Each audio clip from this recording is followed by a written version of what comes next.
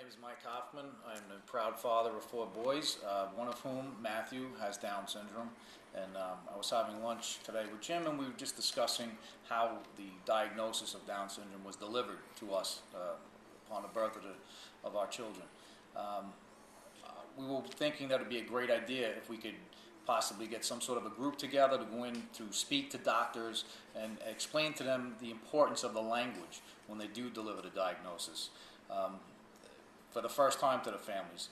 First off, we were saying that it would be a great idea to have, they should just definitely have both parents together, not deliver the news of the language, being that this is the first exposure that the families will have to the diagnosis. That they should keep the language positive, and most importantly, remind the families that what they have is an infant right now that needs to be taken care of, and we could deal with the diagnosis and other issues later. Thank you. My name is Jim Swart, and I have 2 girls. Madison is my youngest daughter. She is 11, and she has Down syndrome. When my wife and I were told of the diagnosis, to begin with, we did not know about the Down syndrome before Maddie was born. The way that I tell the story is that Madison was born at night.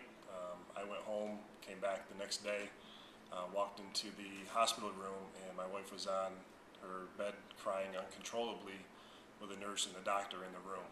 The doctor pulled me outside of the room and told me that Madison had Down syndrome, or they suspected Down syndrome, waiting for the genetic test to come back. So when I walked back in and Veronica was still crying, it came to my realization that they had already told her ahead of time and not waited until we're together, as Mike said. Keep the parents together for that news. It's pretty devastating at the time. Another part of the story is that the hospital gave us a brochure. They thought they were going to help us try to understand Down syndrome a little bit better. The brochure used terms such as mongoloid, idiot. They had a chart with IQ numbers. So basically, this is what we're looking at for Madison's future.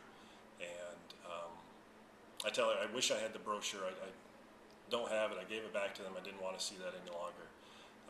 So just the language, the way that the news is given to the parents, we would like to see different. We're not sure that our stories are unique or not, but we're pretty sure that a lot of parents get the news this way. So it's something that we would like to be involved with, like you said, getting in touch with doctors, hospitals, nurses, that sort of thing, and kind of educating a little bit. Thank you. Just sharing our story with them, not trying to tell the doctors what's right from wrong, but just our experience and how we felt about it, and that the future is bright. I mean, I love my son to death, and I wouldn't change a thing in my life. It's taken me a little while to get to that point, but I wouldn't change anything. And I agree. Madison is different every day. She has changed my life totally, totally different direction than where I was going when she was born, and it's something that I would not change for anything at this point. That's all I have to say. Thank you. Thank you.